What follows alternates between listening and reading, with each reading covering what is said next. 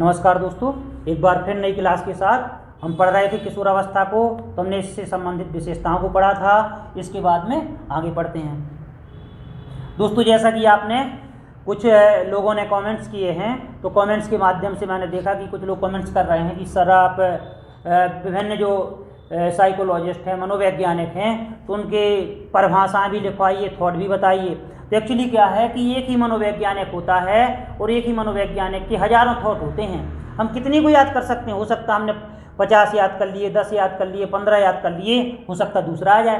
तो देखिए, हम रटने पर महत्व कम देते हैं और आप भी पेपर देख रहे हो कि रटे हुए क्वेश्चन आते नहीं हैं। ठीक है, तो दोस्तों कोशिश ये कर रहे हैं और थॉट भी आपको बताए जाएंगे, लेकिन हम आपका ज़्यादा समय नहीं लेते हैं क्योंकि परीक्षाएं नज़दीक हैं। तो थॉट वगैरह है तो आप स्वयं पुस्तकों से देख सकते हो, रट सकते हो, याद कर सकते हो। लेकिन हमने पहले भी बताया था कि हम रटने पर महत्व कम देते हैं और कोशिश ये रहती है कि जो भी क्वेश्चन आपका आ रहा है तो उसमें हम देखते हैं क्वेश्चन में जो शब्द आ रहे हैं तो हमें शब्द का अर्थ पता होना चाहिए और इसकी हमें टेंशन नहीं लेना। अब जैसे कुछ टॉपिक हम पढ़ेंगे, जैसे हम बुद्धि का पढ़ते हैं, व्यक्तित्व का पढ़ते हैं, है ना, बुद्धि को पढ़ेंगे, व्यक्तित्व को पढ़ेंगे, तो इनसे थॉट आपके आते हैं। अक्सर कोई भी एग्जाम होता है तो व्यक्तित्व से थॉट आ जाता है ना।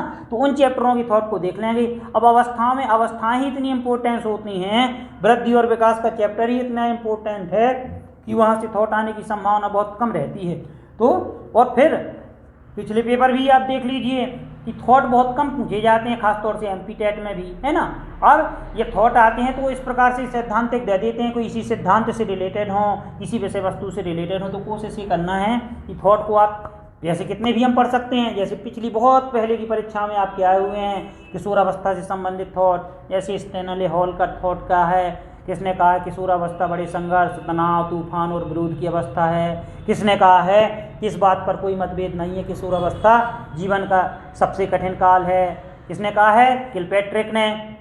या हम देखते हैं विभिन्न प्रकार के थॉट बनेंगे। तो थॉटों पर चर्चा हम इसलिए नहीं कर रहे हैं क्योंकि रटने कहलाते हैं, और रटने के लिए आप विभिन्न प्रकार के आपके पास साधन होंगे, बुक्स वगैरह होंगी तो लिख सकते हैं, रट सकते हैं। और भी आपको यदि लगेगा कि ज़रूरत है कि हमारा कोर्स पूरा हो रहा है तो कोर्स पूरा होने के बाद सोचेंगे कि कुछ जो चैप्टर महत्वपूर्ण है तो उनसे रिलेटेड आपको थॉट भी करवाए जाएंगे, परिभाषाएं भी करवाई जाएंगी। ठीक है दोस्तों, तो हमने रिप्लाई भी किया है जिस किसी ने कमेंट्स किया है कि देखिए परिभाषाओं को हमें रटना नहीं है, और जब ये चैप्टर हो जाएंगे, कुछ चैप्टर हैं, 1-2 चैप्टर आपके कि जहाँ से थॉट आते ही हैं, तो वहाँ हम थॉट को याद करना सिखाएंगे और कम समय में कैसे याद किए जाते हैं ट्रिक के माध्यम से वो भी बताएंगे। ठीक है, तो जब ये चैप्टर चलेंगे तो हम उनमें आपको जरूर बताएंगे, अवगत कराएंगे कि किस प्रकार से परिभाषाएं आती हैं और कम समय में किस प्रकार से याद किया जाता है, ट्रिक के साथ बताएंगे। लेकिन सभी तो इसलिए नहीं ले रहे, फिर आपके थॉट आपकी पूरी किताब को पढ़ेंगे तो हजारों थॉट बनेंगे और हमें पता है हजारों को आप याद नहीं कर पाओगे, है ना। तो हजारों से अच्छा है कि कुछ टॉपिक के हम थॉट याद कर लेंगे। ठीक है, तो हमने किशोरावस्था की विशेषताओं को पढ़ लिया था। अब इससे संबंधित सिद्धांत आ जाते हैं आपके। किशोरावस्था से संबंधित कभी कभी सिद्धांत पूछ लेते हैं, तो हम 2 सिद्धांतों को पढ़ेंगे। एक पढ़ते हैं हम आकस्मिक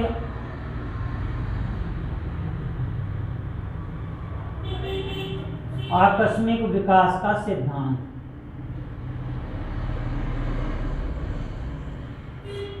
आकस्मिक विकास का सिद्धांत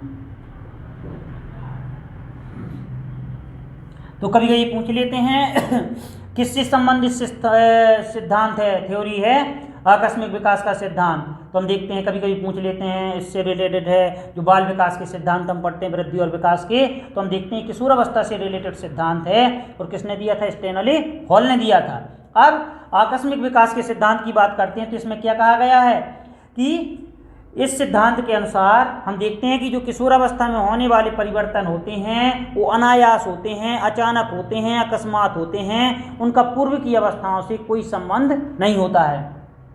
तो यदि आ जाए कि आकस्मिक विकास का सिद्धांत किससे संबंधित है? किशोरावस्था से संबंधित है। किसने दिया है? प्रवर्तक कौन है? स्टेनले हॉल हैं। और इस सिद्धांत में क्या कहा गया है कि किशोर में होने वाले परिवर्तन अनायास होते हैं, अकस्मात होते हैं, अचानक होते हैं, उनका पूर्व की अवस्थाओं से कोई संबंध नहीं होता है। जैसे हम देखते हैं किशोर में दाढ़ी मूंछ का आना, है ना। तो हम देखते हैं जब किशोर अवस्था आती है तो हम देखते हैं 15-16 वर्ष में दाढ़ी मूंछ आने लगती है लड़कों में। तो ऐसा तो है नहीं कि शैशवावस्था से उगना शुरू होती हो और किशोर अवस्था में बड़ी बड़ी हो जाती हो, है ना। तो हम देखते हैं ये परिवर्तन क्या होते हैं, अनायास होते हैं, अचानक होते हैं। महिलाओं की बात करते हैं, गर्ल्स की बात करते हैं, लड़कियों की बात करते हैं, फीमेल की बात करते हैं, तो इनमें हम देखते हैं जैसे मासिक स्राव का आना, फिर भी हम देखते हैं ये परिवर्तन जो होते हैं अकस्मात होते हैं, अनायास होते हैं, इनका पूर्व की अवस्थाओं से कोई संबंध नहीं होता है। ठीक है, तो आकस्मिक विकास का सिद्धांत क्या कहता है, किशोर में होने वाले परिवर्तन अनायास होते हैं, अकस्मात होते हैं, इनका पूर्व की अवस्थाओं से कोई संबंध नहीं होता है। किसने दिया था, स्टेनले हॉल ने। एक सिद्धांत और आता है क्रमिक विकास का सिद्धांत।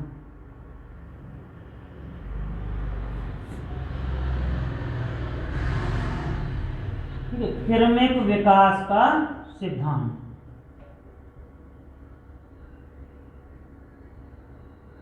क्रमिक विकास का सिद्धांत तो ये भी किशोर अवस्था से रिलेटेड है। अब इसमें क्या कहा गया है कि विकास जो होता है इस सिद्धांत के अनुसार हम देखते हैं कि विकास चाहे शारीरिक संवेगात्मक तो हम देखते हैं क्रमिक होता है, यानी क्रमशः होता है, शारीरिक मानसिक संवेगात्मक। एक क्रमिक विकास का सिद्धांत क्या कहता है कि हम देखते हैं कि किशोर अवस्था में जो हम देखते हैं शारीरिक संवेगात्मक विकास होता है एक क्रमिक होता है।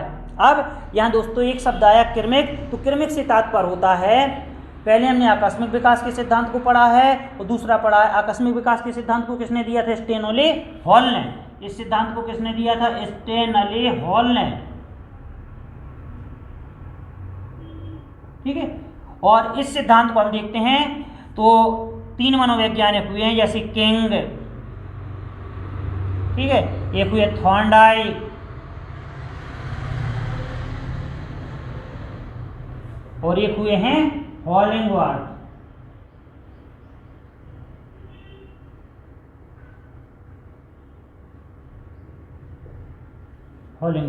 तीनों ने दिया क्रमिक विकास का सिद्धांत, और इस सिद्धांत के माध्यम से क्या बताया है कि हम देखते हैं जो विकास के में परिवर्तन होते हैं वो क्या होते हैं, क्रमशः होते हैं। अब क्रमशः होते हैं यानी कहने का मतलब ये है कि मनोवैज्ञानिक कहते हैं कि हम देखते हैं कि एक अवस्था में होने वाले परिवर्तन, यानी मान लो शैशवावस्था चल रही है तो शैशवावस्था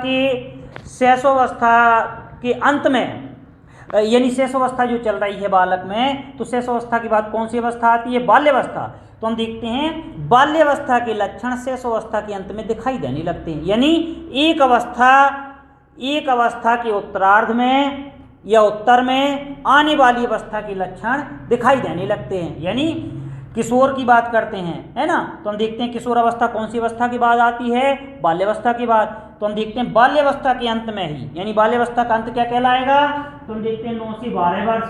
तो हम देखते हैं इतने में यानी 11-12 वर्ष में हम देखते हैं उत्तर बाल्यावस्था होती है, तो उत्तर बाल्यावस्था में ही किशोर अवस्था के लक्षण दिखाई देने लगते हैं। तो क्रमिक विकास का सिद्धांत कहता है। तो आकस्मिक विकास का सिद्धांत किसने दिया, स्टेनले हॉल ने, और क्रमिक विकास के सिद्धांत को किसने दिया था, तो जो भी आ जाता है किंग, थॉर्नडाइक, हॉलिंगवर्थ, इससे संबंधित है। ठीक है दोस्तों, ये हो गए किशोर अवस्था से संबंधित सिद्धांत।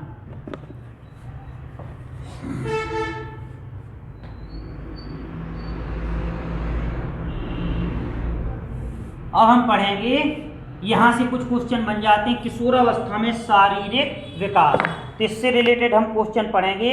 यहाँ से कुछ आ जाते हैं, कभी कभी पूछ लेते हैं आपके एग्जाम में, तो इसको हम देख सकते हैं अच्छी तरह से। किशोर अवस्था में शारीरिक विकास,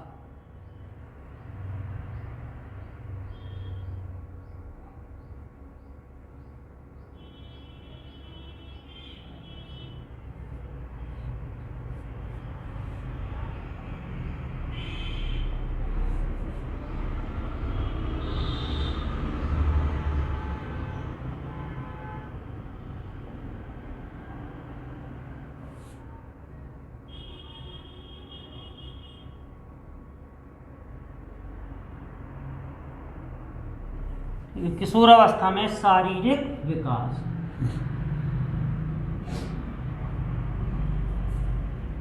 किशोर अवस्था में शारीरिक विकास।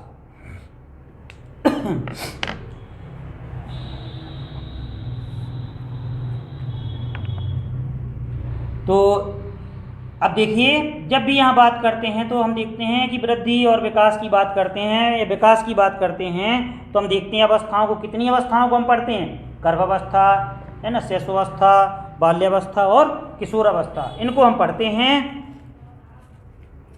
अभी आ जाता किशोरावस्था में शारीरिक विकास।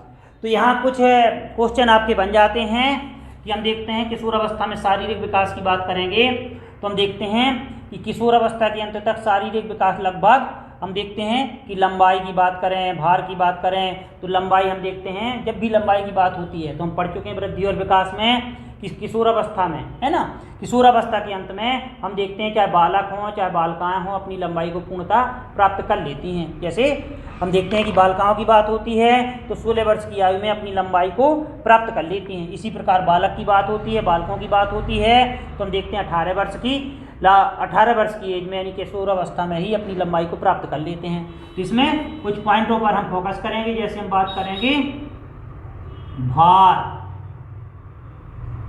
ठीक है,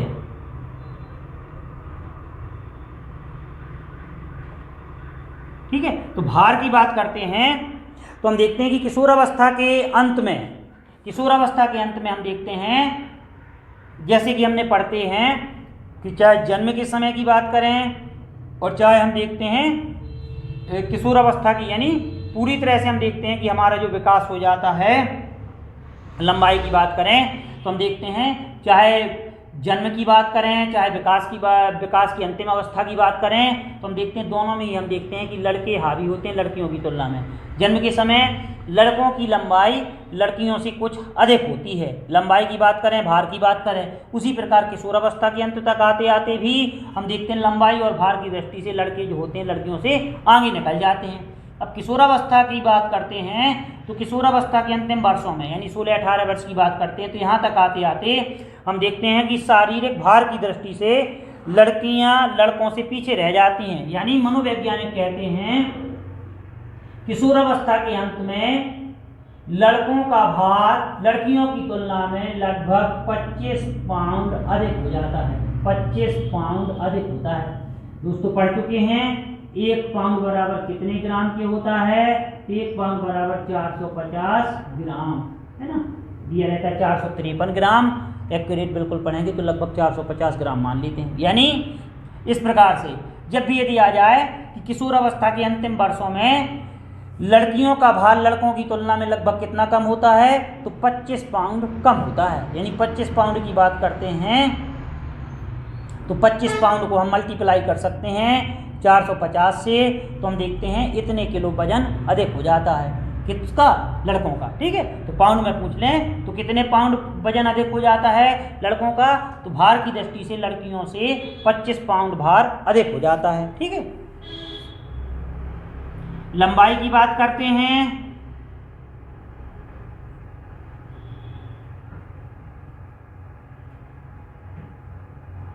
तो लंबाई में भी हम पढ़ चुके हैं कि किशोरावस्था में या किशोरावस्था के अंतिम वर्षों में, यानी किशोरावस्था में बात करते हैं तो लड़कियां अपनी लंबाई को कितने वर्षों में पूरी कर लेती हैं, 16 वर्ष को। और हम देखते हैं जब लड़कों की बात होगी तो लड़के अपनी लंबाई को कितने वर्षों में पूरा कर लेते हैं, 18 वर्ष। तो दोस्तों चाहे 16 वर्षों की बात हो चाहे 18वें वर्ष की बात हो, दोनों हम देखते हैं किसको कहेंगे, किशोरावस्था को कहेंगे। तो हम देखते हैं लंबाई की बात करते हैं तो हम देखते हैं लंबाई जब भी लड़कियों की बात होती है तो किशोरावस्था में लड़कियां अपनी लंबाई को 16 वर्ष में पूरी कर लेती हैं, जबकि लड़कों की लंबाई कब तक बढ़ती रहती है, 18। अधिकतर शब्द लगा होगा जब भी ऐसा आएगा, है ना। अब कुछ लड़के ऐसे भी होते हैं कि उनमें लंबाई 21 वर्ष तक चलती रहती है, कुछ लड़कियां ऐसी भी होती हैं कि उनमें लंबाई 18 वर्ष तक, लेकिन अधिकतर लंबाई को 16 वर्ष में लड़कियां प्राप्त कर लेती हैं। और हम देखते हैं 18 वर्ष की बात करते हैं तो लड़के प्राप्त कर लेते हैं। अब मस्तिष्क की बात करें, ठीक है, ब्रेन की बात करें तो इसमें भी जब हमने वृद्धि और विकास को पढ़ना शुरू किया था तो इस पर हमने फोकस कर लिया था, क्योंकि हमें पता था कि ये बाद में भी पढ़ेंगे, तो हमने फोकस कर लिया था इन पॉइंटों पर। अब ब्रेन की बात करते हैं तो आ जाता है कि बुद्धि का अधिकतम विकास किस अवस्था में हो जाता है, तो बुद्धि किससे रिलेटेड है, ब्रेन से, मस्तिष्क से। और हम देखते हैं जब भी बात होगी तो हम देखते हैं कि बालकों में या बालिकाओं में बुद्धि का अधिकतम विकास हो जाता है तो कौन सी अवस्था में, तो हम देखते हैं किशोर अवस्था में, है ना। अब किशोर अवस्था में यानी हम देखते हैं लगभग 16 वर्ष की आयु में, कुछ भी आ जाए, 16 वर्ष आ जाए, 17 वर्ष आ जाए, तो हम देखते हैं कि लड़कियों एवं लड़कियों के मस्तिष्क का पूरी तरह से विकास हो जाता है। अब हम तुलना करते हैं तो हम देखते हैं लड़कों में जो मस्तिष्क का भार होता है तो कितना होता है, 1450 ग्राम। जब भी बॉयज की बात करेंगे तो 1450 ग्राम, गर्ल्स की बात करेंगे तो 1350 ग्राम, जिसको हमने वृद्धि और विकास में भी शुरू में पढ़ लिया था थोड़ा, है ना। तो हम देखते हैं किशोरावस्था के अंतिम वर्षों में या उत्तरार्ध में लड़कियों की बात करें या लड़कों की बात करें तो अपने मस्तिष्क का पूरी तरह से विकास हो जाता है। और भार की बात करते हैं तो लड़कों में मस्तिष्क का भार 1450 ग्राम होता है और लड़कियों में हम देखते हैं 1350। और जो अंतर आता है तो अंतर किसके कारण होता है, क्योंकि हम ये भी पढ़ चुके हैं कि जो भार होता है तो किशोर अवस्था के अंत में लड़कों का भार लड़कियों की तुलना में कितना 25 पाउंड अधिक हो जाता है। और जो ब्रेन का भार होता है, वेट होता है, तो मस्तिष्क का भार जो होता है तो हम देखते हैं मस्तिष्क का भार जो होता है तो संपूर्ण शरीर के भार का कितने % होता है, 2%। तो यही कारण है कि लड़कों के मस्तिष्क का भार लड़कियों की तुलना में क्या होता है, अधिक होता है। इसके बाद दोस्तों हड्डियों की बात करते हैं, ठीक है, बोन्स की बात करते हैं, हड्डियों की बात करते हैं। तो जनरली आपके पूछ लिए जाते हैं क्वेश्चन कि किस अवस्था में हड्डियों की संख्या अधिक होती है, शैशवावस्था, बाल्यावस्था, किशोरावस्था। तो हम वैसे भी पढ़ चुके हैं, हिंट के रूप में हमने वृद्धि और विकास को जब हम पढ़ रहे थे तो हमने हिंट किया था आपको कि जैसे जैसे बच्चा बड़ा होता जाता है तो उसकी हड्डियां क्या होती जाती हैं, गठन होता जाता है।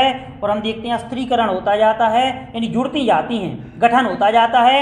यानी सबसे अधिक हड्डियों की संख्या कहते हैं तो हड्डियों की संख्या शैशवावस्था में होती है। और शैशवावस्था में हड्डियों की संख्या किसी बुक में आप पढ़ोगे लगभग 270, है ना, या 200 या लगभग 300, 270 का ऑप्शन नहीं देंगे। तो शैशवावस्था की बात करते हैं तो 270 होती हैं, बाल्यावस्था तक आते आते 208 हो जाती हैं। और जब किशोरावस्था या वयस्क की बात करते हैं तो कितनी हो जाती है, 206। यानी हड्डियों का पूर्ण रूप से स्त्रीकरण हो जाता है। हम देखते हैं पूरी तरह से स्त्रीकरण हो जाता है। और हड्डियों की संख्या कितनी होती है, चाहे लड़कों की बात करें चाहे लड़कियों की बात करें, तो हम देखते हैं कि किशोरावस्था में हड्डियों की संख्या कितनी होती है, 206, है ना। तो यदि आ जाए कि शैशवावस्था में तो 270 लिख सकते हैं, बाल्यावस्था की बात करते हैं तो 208, और लेकिन किशोरावस्था की बात करें, वयस्क की बात करें तो हड्डियों की संख्या कितनी हो जाती है, 206 हो जाती है। अब इसके बाद हम देखते हैं, बात करते हैं दांत। यहां से आपका वर्ग 3 एक क्वेश्चन आ सकता है तो इसको हम थोड़ी और डिटेल में भी पढ़ेंगे। दांत, अब दांतों की बात करते हैं तो हम देखते हैं कि किशोरावस्था के अंत में हम देखते हैं कि बालक या बालिकाओं में लगभग सभी प्रकार के दांत निकल आते हैं, है ना, सभी प्रकार के दांत निकल आते हैं।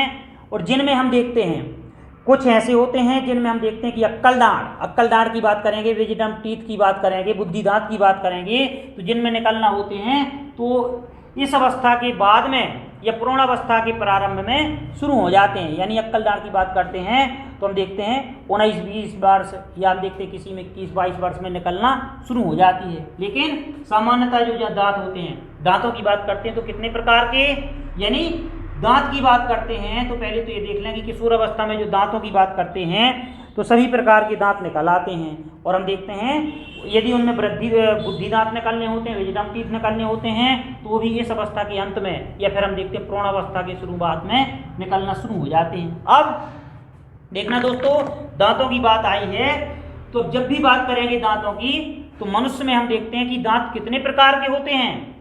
तो जब भी दांतों की बात करते हैं तो आपने कई बार पढ़ा होगा क्वेश्चन,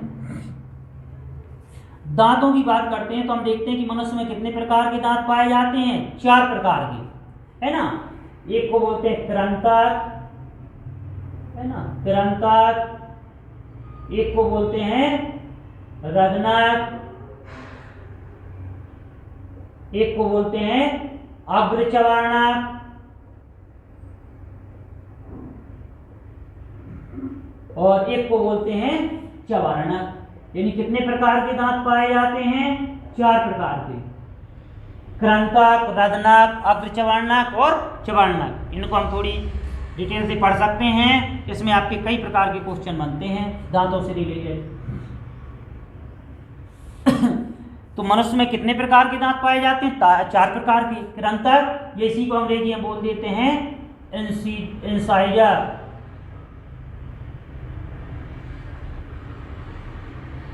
ठीक है, और रदनक, ये इसी को बोल देते हैं कैनाइन,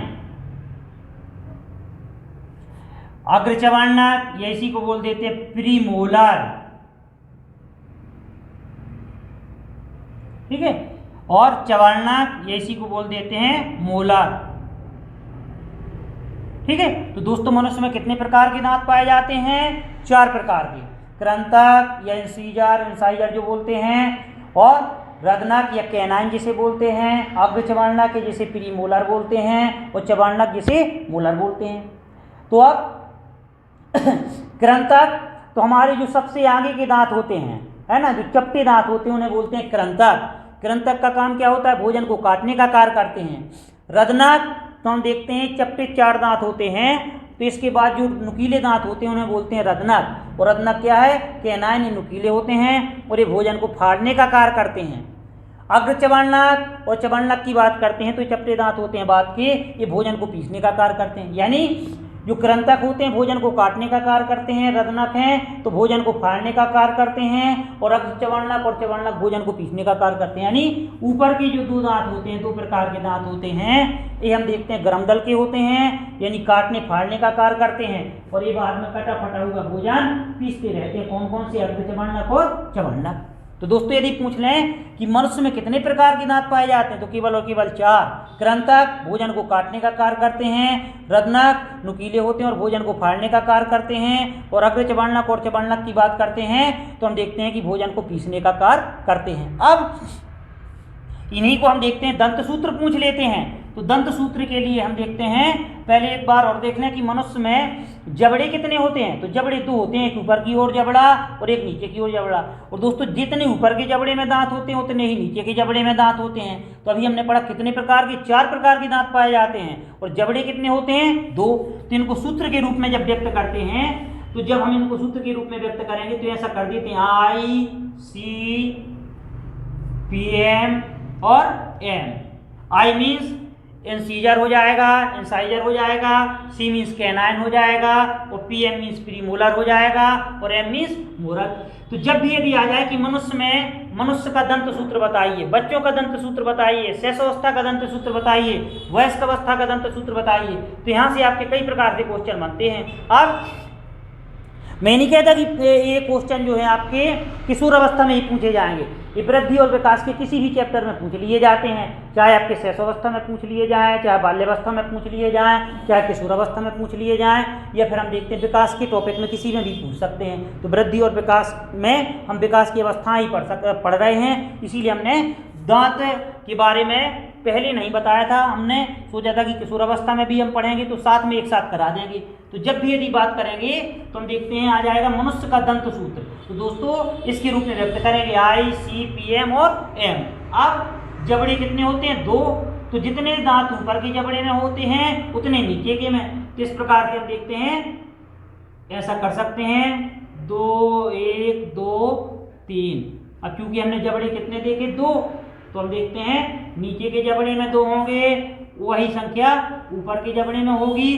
तो इस प्रकार से अब प्रत्येक दांत 2 होते हैं तो जोड़े के रूप में होते हैं, पेयर के रूप में होते हैं, तो हम मल्टीप्लाई 2 का कर देते हैं। ठीक है, अब यहाँ मल्टीप्लाई 2 का कर देंगे जब तो क्या लिख सकते? अब यानी कितने दांत? तो 2 1 3 2 5 3 8 दूनी 16, यानी 16 ऊपर के जबड़े में दांत और 16 नीचे के जबड़े में। 2 1 3 2 5 3 8 दूनी 16।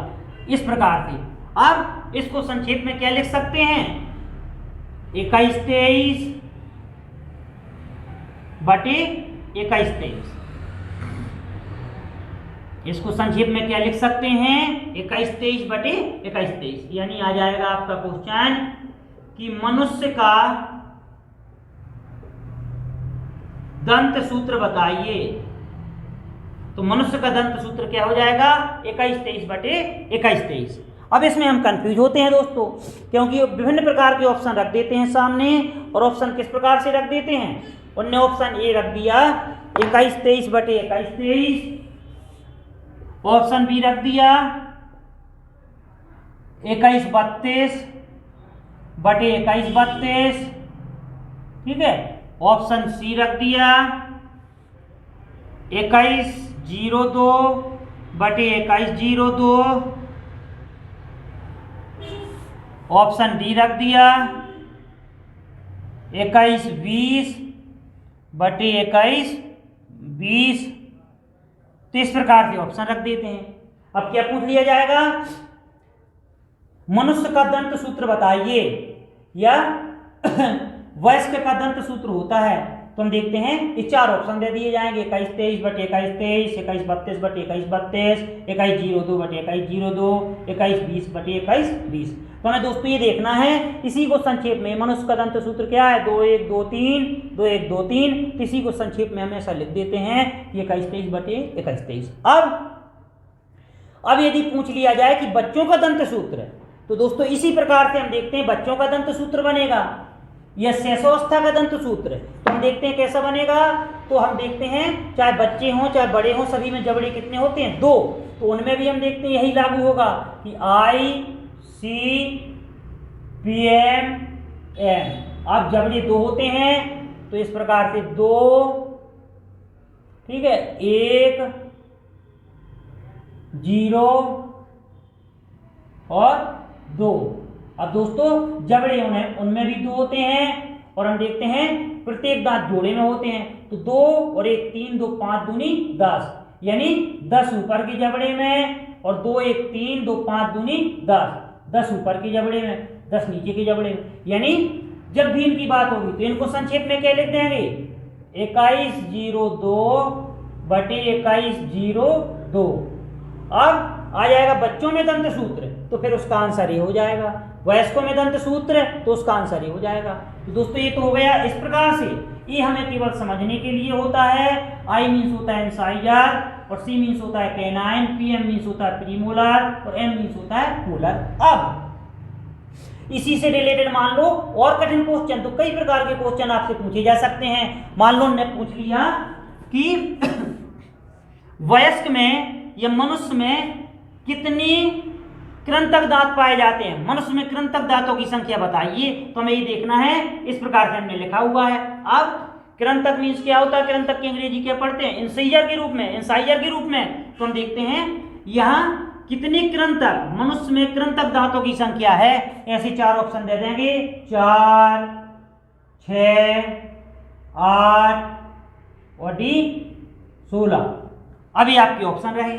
अब मनुष्य में कृंतक दांतों की संख्या है, तो मनुष्य की बात हो रही है, यानी वयस्क की बात हो रही है, एडल्ट की बात हो रही है। तो हम देखते हैं कृंतक ये हो गए, यानी 2 जोड़ी ऊपर के जबड़े में और 2 जोड़ी नीचे के जबड़े में, यानी 2 दूनी 4 और 2 दूनी 4, यानी कितनी हो जाएगी 8। इस प्रकार के क्वेश्चन आएंगे। अब कभी कभी हम सोच लेते हैं 8 कैसे हो गए, तो हम ये पढ़ रहे हैं ना, 2 जोड़े ऊपर होते हैं और 2 जोड़े नीचे, तो 2 दूनी 4, 2 दूनी 4, यानी 4 ऊपर के जबड़े में होते हैं, 4 नीचे के जबड़े में। तो चूंकि क्या पूछी गई है, मनुष्य में कृंतक दांतों की संख्या बताइए, तो 8। मनुष्य में कृंतक दांत कितने जोड़े पाए जाते हैं, तो 4 जोड़े। अब मनुष्य में रदनक दांत, यानी रदनक को क्या बोलते हैं कैनाइन, कितनी रदनक दांतों की संख्या बताइए, तो 1 दूनी 2, 1 दूनी 2, यानी 2 ऊपर के जबड़े में 2 नीचे के जबड़े में, यानी कृंतक दांतों रदनक दांतों की संख्या क्या हो जाएगी 4। इसी प्रकार प्रीमोलर दांतों की संख्या कितनी हो जाएगी, तो ये भी हम देखते हैं 8 हो जाएगी। अब पूछ दिया मोलर या चवर्णक दांतों की संख्या, तो 3 दूनी 6 और 3 दूनी 6, तो यानी कितनी हो जाएगी 6 ऊपर के जबड़े में 6 नीचे के जबड़े में, यानी 12 हो जाएगी। ऐसे पूछ लेते हैं। अब इस प्रकार से दंत सूत्र के माध्यम से भी, अब जैसे बच्चों का दंत सूत्र हमने क्या पढ़ा 21-02 बटे 21-02। अब आ जाएगा बच्चों में कौन सी दांत नहीं पाए जाते हैं, तो हमें दोस्तों ये याद करना पड़ता है इनका क्रम कि पहले आई आता है, फिर सी आता है, फिर पीएम, फिर एम। तो बच्चों में कौन सी दांत नहीं पाए जाते हैं, तो इंसाइजर, कैनाइन, प्रीमोलर, यानी बच्चों में प्रीमोलर दांत नहीं पाए जाते हैं। आपका कई बार परीक्षाओं में पूछा जाता है, यूपी टेट के आप पेपर देख सकते हैं, सी टेट के पेपर देख सकते हैं, और जो भी आता है तो प्राइमरी एग्जाम में ही ऐसे पूछते हैं ऑनलाइन फैक्ट के रूप में। अब हम कितनी रटेंगे, जब तक हम समझेंगे नहीं दंत फॉर्मूला को, जब तक हम क्वेश्चनों का आंसर नहीं दे सकते। 20 क्वेश्चन। अब आ जाए बच्चों में कौन से दांत नहीं पाए जाते हैं? तो हमें देखना तीसरे नंबर में 0 है, यानी तीसरे नंबर पे क्या लिखा है? पीएम। तो पीएम मीन्स क्या होता है? प्रीमोलर या अग्रचवर्णक। तो बच्चों में अग्रचवर्णक नहीं पाए जाते हैं। बच्चों में कृंतक दांतों की संख्या कितनी होती है? तो कृंतक 2 दूनी 4 दूनी 8। रत्नक दांतों की संख्या कितनी होती है? 1 दूनी 2 दूनी 4। प्रीमोलर की संख्या 0 और मोलर कितने हो जाएंगे? तो 2 दूनी 4 दूनी 8। इस प्रकार से अब और भ्रमित करने वाले क्वेश्चन आप जो भी आपको डाउट लगे तो आप कमेंट्स के माध्यम से कर सकते हो, क्योंकि इससे संबंधित हम 50 क्वेश्चन कर सकते हैं। बस रटना नहीं है, हमें रटना जो है वो हम बता रहे हैं कि क्रम हमें देखना है कि पहले आई होता है, फिर सी होता है, फिर पीएम होता है और फिर एम होता है। अब आ जाता है कि शैशवावस्था में दांतों की संख्या होती है। बच्चों में दूध के दांतों की संख्या कितनी होती है? बच्चों में कितने दांत 2 बार निकलते हैं? तो देखिए सभी का आंसर एक ही होगा। शैशवावस्था में दांतों की संख्या कितनी होती है? 20। कितने दांत जीवन में 2 बार निकलते हैं? 20। और अस्थायी दांतों की संख्या कितनी होती है? 20। 3 प्रकार से क्वेश्चन पूछा जाता है आपका कि बच्चों में अस्थायी दांतों की संख्या कितनी होती है? 20। कितने दांत 2 बार उगते हैं? 20। शैशवावस्था में दांतों की संख्या कितनी होती है? 20। सभी का आंसर क्या हो जाएगा? 20। बच्चों का दंत सूत्र, शैशवावस्था का दंत सूत्र या अस्थायी दांतों का दंत सूत्र, तो सभी का आंसर क्या हो जाएगा? 2102/2102। अब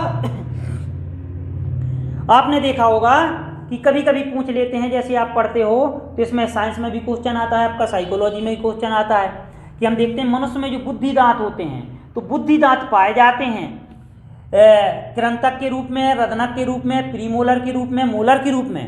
तो मोलर के रूप में पाए जाते हैं, मोलर यानी चवर्णक के रूप में। और बुद्धि दांत कौन से जोड़े का दांत होता है? तो चवर्णक का जो तीसरा जोड़ा होता है, इसी प्रकार लिखते हैं ना, मोलर को 3/3 लिखते हैं, तो हम देखते हैं तीसरा जोड़ा जो होता है। अब दोस्तों किसी में निकलता है, किसी में बुद्धि दांत नहीं निकलते हैं, है ना। अब जैसे मान लो इतने सारे लोग आप लोग पढ़ रहे हो, स्टडी कर रहे हो, सभी आप वीडियो को देखते देखते अपने दांतों को इंक्लूड कर सकते हो। तो हम देखते हैं किसी के भी हो सकता है बुद्धि दांत नहीं हो, है ना। और आपने ये नहीं देखा होगा किसी भी एग्जाम में ये फिजिकल होता हो, पुलिस का फिजिकल टेस्ट होता हो, एसआई का फिजिकल टेस्ट होता हो, या हम देखते हैं आईएएस की बात करें, पीएससी की बात करें, तो किसी में भी हम देखते हैं फिजिकल फिटनेस जो होती है तो उसमें दांतों की संख्या, या हम देखते हैं ये नहीं देखते कि बुद्धि दांत इसमें है कि नहीं है, यानी इसके दांत 30 तो नहीं है, 28 तो नहीं है। क्यों? क्योंकि साइंस क्या कहती है? साइंस में जो हम देखते हैं जैव विकास की बात करते हैं, तो उसमें हम देखते हैं बताया गया है कि जो लैमार्क हुए हैं तो उन्होंने बताया है कि हमारे शरीर में कुछ ऐसे अंग होते हैं जिनका यूज ना होने पर धीरे धीरे लोप हो जाता है। तो उसी प्रकार बुद्धि दांत को क्या है, अक्कल दांत की बात करते हैं तो वेस्टिजियल ऑर्गन के रूप में आते हैं, उसी अंग के रूप में। क्यों? क्योंकि इनका उपयोग जो होता है तो इनका जो कार्य होता है वही हम देखते हैं कि जो अग्र चबाणक होते हैं, ये जो चबाणक होते हैं तो उनका दूसरा जोड़ा वही कार्य कर देता है। इसलिए हम देखते हैं कि सभी प्राणियों में बुद्धि दांत नहीं पाए जाते हैं, और जिनमें पाए जाते हैं तो हम देखते हैं उनमें 21 वर्ष की आयु तक आ जाते हैं, कुछ में हम देखते हैं 24 वर्ष में भी आते हैं, लेकिन आती किशोर अवस्था के बाद में ही हैं। तो दोस्तों इस प्रकार से कई प्रकार के आपके क्वेश्चन बनेंगे। एक और क्वेश्चन आपको बताना चाहूँगा, जैसे आपने देखा होगा सभी लोगों में हम देखते हैं कि बिल्कुल लगेगा कि अरे इतना सरल क्वेश्चन कोई भी बता दे। अब जैसे आपसे पूछा जाए हाथी में दांतों की संख्या कितनी होती है? हाथी में दांतों की संख्या होती है option A 2, option B 0, option C 26, option D 24। कितनी होती है दोस्तों? यदि क्वेश्चन आ जाए हाथी में दांतों की संख्या होती है तो हम देखते हैं हाथी में, तो आप अधिकांश लोग जिसने नहीं पढ़ा होगा या साइंस नहीं पढ़ी होगी तो हम देखते हैं कि अधिकांश लोग ये को लगाएंगे, इतना सरल ने पूछ लिया हाथी में तो 2 होते हैं। तो आपने एक कहावत पढ़ी होगी कि वृद्ध लोग कहते हैं कि हाथी के दांत दिखाने के और होते हैं, खाने के और होते हैं। तो दोस्तों ये कहावत बिल्कुल सही है, और हाथी में दांतों की संख्या 2 नहीं होती बल्कि कितनी होती है? 26 होती है। अब आपको अचंभव लगेगा क्योंकि ये जो 2 दांत होते हैं वो केवल हम देखते हैं दिखाने के लिए होते हैं, वो हम देखते हैं उसकी बकल कैविटी जो होती है उसको मैच्योरिटी प्रदान करते हैं, परिपक्वता प्रदान करते हैं, जबकि हम देखते हैं कितने दांत होते हैं? 26। अब क्यों? जबड़े उसमें भी होते हैं, और इसके दंत सूत्र की बात करें तो 1033 और बटे 0033 होता है, यानी 1033 का मतलब क्या होता है? 1 और 3 4 और 3 7, यानी 7 दूनी 14 दांत ऊपर के जबड़े में होते हैं, तो जबकि 12 दांत नीचे के जबड़े में होते हैं। तो 14 और 12 कितने हो जाएंगे? 26 हो जाएंगे। तो इस प्रकार से हम देखते हैं दंत सूत्र होता है। तो जब भी यदि मनुष्य के दंत सूत्र की बात करते हैं, मनुष्य के दंत सूत्र की बात करते हैं तो 21 23 बटे 21 23 आएगा। और यदि इसकी बात करते हैं, बच्चों के दंत सूत्र की बात करते हैं, तो हम देखते हैं 21 02 बटे 21 02 आएगा। ठीक है। तो दोस्तों दांत कितने प्रकार के होते हैं? 4 प्रकार के। और हम देखते हैं कृंतक का काम भोजन को काटने का, रदनक का काम भोजन को फाड़ने का, अग्र चबर्णक और चबर्णक का काम क्या होता है? तो भोजन को पीसने का काम होता है। अच्छा, दांतों की बात करते हैं तो दांत की जब भी बात करते हैं तो दांत हम देखते हैं किसके अंतर्गत आते हैं? दांतों की बात करते हैं तो दांतों में जब भी बात करेंगे, कभी कभी पूछ लेते हैं हमारे शरीर का सबसे चमकदार भाग होता है, तो दांतों का इनामेल, जो चमकदार भाग होता है क्या होता है? दांतों का इनामेल, वो चमकदार भाग होता है। दांत किस अस्थि के बने होते हैं? तो दंतास्थि या दंतास्थि की बात करते हैं तो हम देखते हैं जब भी इसकी बात करते हैं, दांतों की बात करते हैं, तो शैशवावस्था में दांतों की संख्या, ठीक है, या फिर हम देखते हैं दूध के दांतों की संख्या या अस्थायी दांतों की संख्या, सभी का आंसर एक ही होगा, वो कितनी होती है? 20। और हम देखते हैं दंत सूत्र क्या हो जाएगा? 2102 बटे 2102। तो 20 कैसे हो जाएगी? 2 1 3 2 5 दूनी 10 ऊपर के जबड़े में, क्योंकि जोड़े में होते हैं, और 10 नीचे के जबड़े में। तो इस प्रकार से आपका ये क्वेश्चन हो जाएगा। तो जब भी यदि बात करते हैं तो दांतों से रिलेटेड विभिन्न प्रकार के क्वेश्चन इस प्रकार से आप कर सकते हैं। और हमें विश्वास है कि आपको ये जरूर जो आपकी मतलब डाउट हैं इन सूत्रों के माध्यम से सारे क्लियर हो जाएंगे। बिल्कुल 1-2 बार पढ़ना है, वीडियो को 2-3 बार पॉज करके करोगे तो हम देखते हैं सारा आपको इसी में बन जाएगा।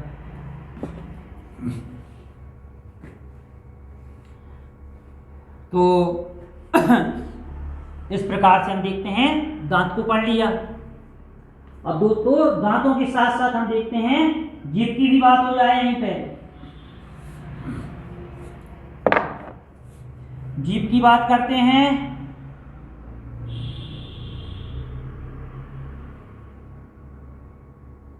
तो हम देखते हैं जीभ की बात करते हैं तो जीभ सभी में एक होती है। और दोस्तों जीभ को यदि ध्यान से देखें तो कुछ इस प्रकार से है ना, कुछ हम देखते हैं इस प्रकार से होती है। और जीभ की बात करते हैं तो आपने यदि सही से हम मंजन ब्रश करते हैं, जीभ ब्रश करते हैं, तो सभी की जीभ इस प्रकार से दिखाई देती है ना। तो आपने देखा होगा कि जीभ में जो भार पाए जाते हैं तो इसे क्या बोलते हैं? इसी को बोलते हैं स्वाद कलकाएं। इसे क्या बोलते हैं? स्वाद कलकाएं। ये इसी को बोलते हैं अंग्रेजी में पैपली या टेस्ट वर्ड्स, स्वाद कलकाएं। तो हम देखते हैं इन्हीं के माध्यम से हम टेस्ट का आभास करते हैं। तो कई बार आ जाता है हमारी जीभ में, जीभ क्या है? ज्ञानेंद्रिय है, और जीभ से हम किसका अनुभव करते हैं? स्वाद का। और हम देखते हैं स्वाद के लिए उसमें क्या पाई जाती हैं? टेस्ट वर्ड्स, या उसी को स्वाद कलकाएं बोलते हैं, इन्हीं को पैपली बोलते हैं। और इनकी संख्या कितनी होती है? तो लगभग 10,000 होती है। कितनी मानी गई इनकी संख्या? लगभग 10,000। अब यहां से छोटे छोटे क्वेश्चन आ जाते हैं। अब जीभ से क्या होता है? लार का सिक्रेशन होता है, और स्वाद का हमें पता पड़ता है। तो ये जीभ का अग्रभाग हो गया। जब भी बात करेंगे जीभ का अग्रभाग हो गया। ये हम देखते हैं जीभ के किनारे हो गए, है ना। तो ये जीभ के किनारे हो जाएंगे। तो कई बार पूछ लेते हैं परीक्षाओं में कि जीभ के अग्रभाग से हमें कौन से स्वाद का एहसास होता है? तो अग्रभाग में क्या होता है? मीठा। किनारों पर, किनारों की बात करते हैं तो इसमें खट्टा। तो जीभ के अग्रभाग में कौन सी स्वाद का एहसास होता है हमें? मीठा। जब भी हम मीठा किसी विषय वस्तु को खाते हैं तो हमें तुरंत किनारे ही ये जीभ का अग्रभाग, जीभ की टुनई बता देती है कि कैसा है। तो हम देखते हैं मीठेपन का एहसास हमें आगे से हो जाता है। ये क्या होते हैं? मार्जिन होते हैं। इसी को पार्श्व बोल देते हैं, इन्हीं को किनारे बोल देते हैं। तो किनारे पर कौन सा स्वाद होता है? खट्टा। अब जीभ का पश्च भाग, जहाँ से जीभ हम देखते हैं नेक के द्वारा यहाँ से जुड़ी होती है, तो हम देखते हैं कहलाता पश्च भाग। और पश्च भाग हम देखते हैं इसको बोल देते हैं नमकीन या चटपटा, या हम देखते हैं तीखा। आपने देखा होगा जब कोई हम देखते हैं ऐसा व्यंजन खाते हैं जो हमें बहुत चटपटा लगता है, तो जब हम खाने के बाद में एहसास होता है, यानी यहाँ तक जाता है तो तीखा, जहाँ से जीभ जुड़ी होती है। तो इस प्रकार से जीभ के किनारों पर खट्टा और हम देखते हैं अग्रभाग में मीठा, यानी जो यहाँ पे नुकीला भाग होता है, और आधार की ओर जहाँ से जीभ जुड़ी होती है वहाँ पे तीखा या नमकीन स्वाद। तो जीभ इस प्रकार से, और जीभ में टेस्ट के लिए क्या पाई जाती हैं, स्वाद कलिकाएं पाई जाती हैं। तो जब भी दोस्तों हम बात करते हैं तो हम इसमें किशोर अवस्था को भी हमारी कंप्लीट हो गई। किशोर अवस्था में हमने किशोर अवस्था की विशेषताओं को पढ़ा, किशोर अवस्था की कुछ सिद्धांत पढ़े, जैसे आकस्मिक विकास का सिद्धांत किसने दिया था, तो हम देखते हैं स्टेनली हॉल ने। और एक कौन सा सिद्धांत पढ़ा है, क्रमिक विकास का सिद्धांत, वो किसने दिया था, तो केंगे हुए, थॉर्नडाइक हुए, किन की बात करते हैं, थॉर्नडाइक की बात करते हैं, और हम देखते हैं हॉलिंगबर्ट की बात करते हैं। तो इस प्रकार से हम देखते हैं इन्होंने बताया। अब किशोरावस्था तो हम देखते हैं कहाँ से कहाँ तक, तो 12 से 18 तक का होती है, और शुरू के वर्ष हो जाते हैं प्रारंभ के वर्ष, और जो बाद के वर्ष होते हैं तो उत्तर किशोरावस्था के रूप में। तो दोस्तों इसको अच्छी तरह से पढ़ना है और वीडियो को पूरा देखना है, तो हमें पता है कि किशोरावस्था को आप अच्छे से समझ पाओगे। ठीक है, तो अब हमारी अवस्थाएं आज के लेक्चर में कंप्लीट हो गई। इसके बाद हम आगे का टॉपिक पढ़ेंगे अगली क्लास में। दोस्तों जुड़े रहने के लिए धन्यवाद।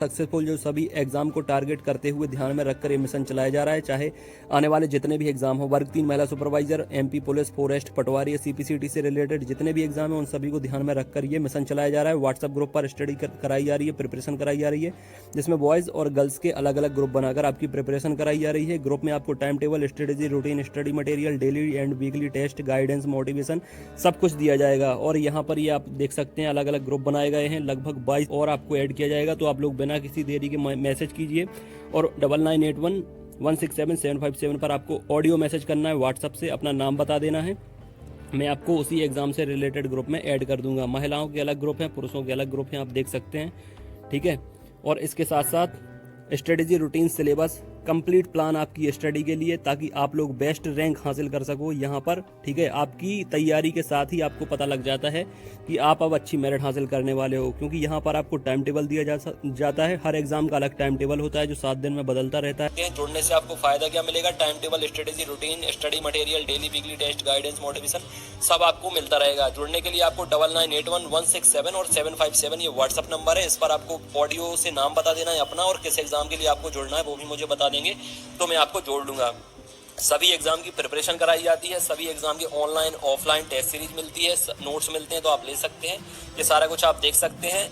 कम से कम 1000 से ज़्यादा स्टूडेंट वर्ग 3 की प्रिपरेशन लगातार कर रहे हैं, जिनने नोट्स मंगाए हैं। 5000 से ज़्यादा स्टूडेंट मेल और फीमेल ग्रुप में जुड़े हैं। खासकर एमपीटीईटी के लिए टाइम टेबल दिया गया है उन्हें, और एमपीटीईटी के लिए जो स्पेशल नोट्स बनाए गए हैं, पीईबी जो सिलेबस है उसके हिसाब से उसको लेकर पढ़ना आप जरूर शुरू करें, क्योंकि उससे पीईबी सिलेबस पूरा कंप्लीट कवर किया गया है। मार्केट में ऐसी कोई बुक नहीं है जो सिलेबस को कवर करे और इतना बेहतरीन स्टडी मटेरियल आपको दिया जाए, जिसमें शानदार पेडागोजी भी दी गई है जो 15 नंबर की आने वाली है, और बाकी आपका जो 15 नंबर का अलग पार्ट है वो भी इसमें अच्छे से कवर आपका हो जाएगा। नोट्स लेने के लिए आप इंदौर में आ सकते हैं, हैंड टू हैंड भी ले सकते हैं, छतरपुर में भी ले सकते हैं। हैंड टू हैंड आपको कम कीमत में वो तुरंत मिल जाएंगे, बाकी आप अपने घर पे भी मंगा सकते हैं स्पीड पोस्ट से। उसके लिए भी मुझे 9981167757 पर मैसेज कर दें। छतरपुर का जो ऑफिस है वो छत्रसाल बुंदेलखंड यूनिवर्सिटी के सामने है।